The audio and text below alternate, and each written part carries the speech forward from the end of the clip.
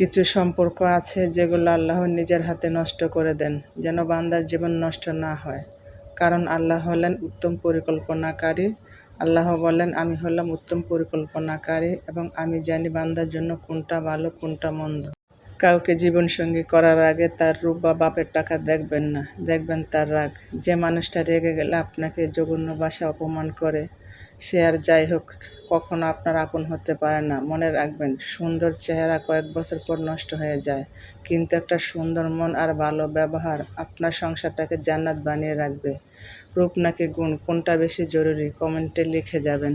আসসালামু আলাইকুম, কেমন আছেন আপনারা সবাই? আশা করছি আল্লাহর অশেষ রহমতে আপনারা সবাই ভালোই আছেন। আলহামদুলিল্লাহ, আল্লাহ তাআলা আমাদেরকেও ভালো রেখেছে।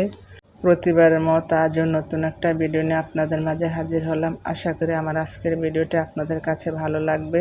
আমার ভিডিওটি যদি ভালো লাগে, আশা করি আমার সম্পূর্ণ ভিডিও জুড়ে আপনারা আমার পাশে থাকবেন।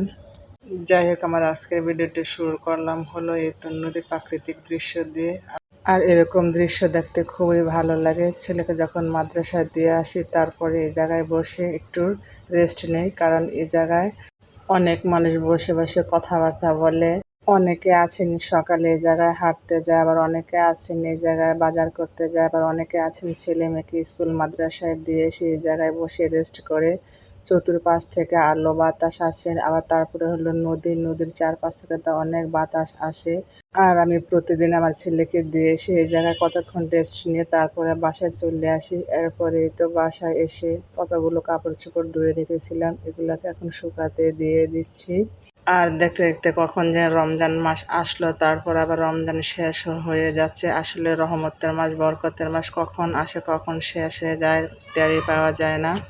তার মধ্যে দুই ছেলের মাদ্রাসা আছে, তাদেরকে মাদ্রাসায় দিয়ে আসা যাওয়া করতে করতে এমনিতে অনেকটা সময় চলে যায়। তারপরে সংসারে কাজ আছে, রান্না বান্না আছে, নামাজ আছে, এগুলো করতে করতে সারাটা দিন পার হয়ে যায়। আসলে রহমতের মাস, বরকতের মাস এমনি তাড়াতাড়ি ফুরিয়ে যায়। আর এই রমজান মাস সামনে পাবো কিনা আল্লাহ পাক ভালো জানে। তাই এই রমজানের উসিলায় আল্লাহ সবাইকে মাফ করে দেখ, সকলকে ইহকালের পরকালের কল্যাণ দান করুক, সঠিক পথে চলার তৌফিক দান করুক। যাই হোক, কথা বলতে বলতে তো আমি ডাইনিং টেবিলটাকে মুছে পরিষ্কার করে নিচ্ছি। আর রমজান আসার পর সেভাবে ঘরের জিনিসপত্র ডিপ ক্লিন করতে পারি না, কারণ ব্যস্ততার কারণে বাচ্চা কাচ্চা নিয়ে মাদ্রাসা যেতে হয়, দৌড়াদৌড়ি করতে হয়, নামাজ রোজা আছে, তার মধ্যে রমজান মাসের মধ্যে একটু রান্না বান্না কাজ কাম বেশি থাকে, সেজন্য বাসার কোনো ফার্নিচারকে ডিপ ক্লিন করতে পারি নাই। আর আজকে একটু সুযোগ পেলাম, সেজন্য একটু ভালোভাবে পরিষ্কার করে নিচ্ছি। আর ঈদ আসার আগে এভাবে একটু একটু করে সমস্ত ফার্নিচারগুলোকে ঘষে মেজে পরিষ্কার করে নেব। যাই হোক, ভিডিওর শুরুতে আপনাদের কাছে একটা রিকোয়েস্ট করে নিচ্ছি, যারা আমার ভিডিওটি দেখছেন প্লিজ আমার ভিডিওতে একটা লাইক দিয়ে ভিডিওটি কন্টিনিউ করুন, কারণ আপনাদের একটা লাইকে ভিডিওটা অসংখ্য মানুষের কাছে পৌঁছে দিবে। আর আমার কথার মধ্যে কোনো ভুল ত্রুটি হলে আমাকে ক্ষমা করে দেবেন। আর আমার ভিডিওর কোনো অংশ যদি ভালো লেগে থাকে, প্লিজ আমার চ্যানেলটি সাবস্ক্রাইব করে আমার পাশে থাকবেন। সাথে থাকা বেল বাটনটি ক্লিক করে অল অপশনটি সিলেক্ট করে রাখবেন। যখন কোনো নতুন ভিডিও আপলোড করবে সাথে সাথে নোটিফিকেশন পেয়ে যাবেন, তখন সময় সুযোগ করে আমার ভিডিওটি দেখে নিতে পারবেন। আর যারা অলরেডি কাজটি করে নিয়েছেন সবাইকে অসংখ্য ধন্যবাদ। যাই হোক, এরপরে তো বাজার থেকে আলু পেঁয়াজ নিয়ে আসলাম। আর রমজান মাসের মধ্যে আলু পেঁয়াজ বেশি লাগে, সব কিছুতেই বেশি লাগে, কারণ প্রতিদিনই ভাজা পোড়া করা লাগে।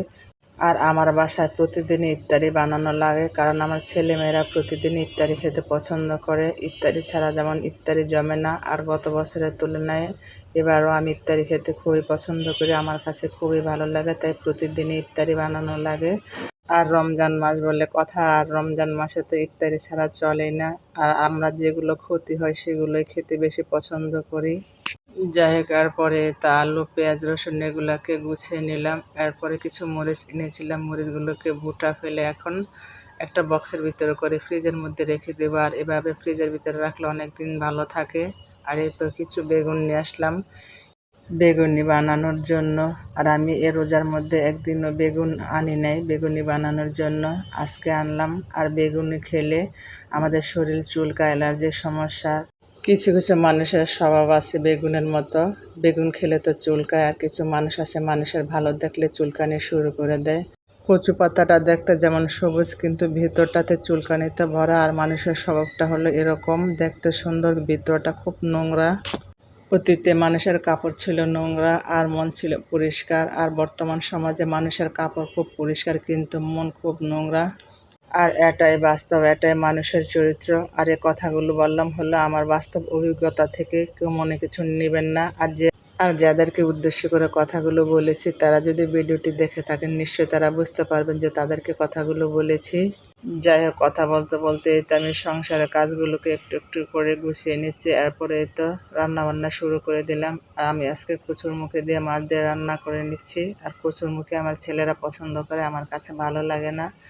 আর কচুরমুখী তরকারিটা আমার কাছে আগে খুবই ভালো লাগতো, খুবই পছন্দ করতাম। আর এখন জানি কেন ভালো লাগে না। আসলে সময়ের সাথে সাথে মানুষের রুচি পরিবর্তন হয়ে যায়, কখন যে কোনটা পছন্দ হয়ে যায় কোনটা অপছন্দ হয়ে যায় বলা যায় না। যাই হোক, এরপরে এই তো আমার তরকারিটা রান্না হয়ে গিয়েছে। আর ব্যস্ততার কারণে রান্নাটাকে আমি সে ডিটেলসে দেখাতে পারিনি, শর্টকাট একটু একটু যতগুলো কাজ করেছি আপনাদেরকে দেখিয়ে দিলাম। আর রমজানের মধ্যে ক্যামেরা অন করে কাজ করতে একদমই ভালো লাগে না। ক্যামেরা অন করে কাজ করতে গেলে অনেক সময় লাগে, অনেক দেরি হয়ে যায়। তাই শর্টকাটে যতটুকু পারি আপনাদের মাঝে শেয়ার করি। ভিডিওটি ভালো লাগলে লাইক করবেন, কমেন্ট করবেন, কারণ লাইক দেখলে মোটিভেট হই, নতুন ভিডিও বানানোর আগ্রহ বাড়িয়ে দেয়। আর অনেকে আছেন আমার ভিডিওটি দেখেন কিন্তু ভিডিওতে লাইক দিতে ভুলে যান। লাইক নিয়ে কেন কিপটামি করেন বুঝি না, কারণ লাইক দিলে তো আপনাদের কোনো ক্ষতি হবে না। আপনাদের একটা লাইক ভিডিওটি আরও 10 জন মানুষের কাছে পৌঁছে দিতে সাহায্য করে। একটা ভিডিও বানাতে অনেকটা কষ্ট হয়, আপনাদের জন্য কষ্ট করে ভিডিও বানাই, তাই আমার কষ্টের কথা বিবেচনা করে আমার পুরো ভিডিওর অংশ জুড়ে থাকবেন, কেউ ভিডিওটি টেনে টেনে দেখবেন না। যাই হোক, কথা বলতে বলতে ভিডিওর শেষ পর্যায়ে চলে এসেছি। আল্লাহ হাফেজ, আসসালামু আলাইকুম।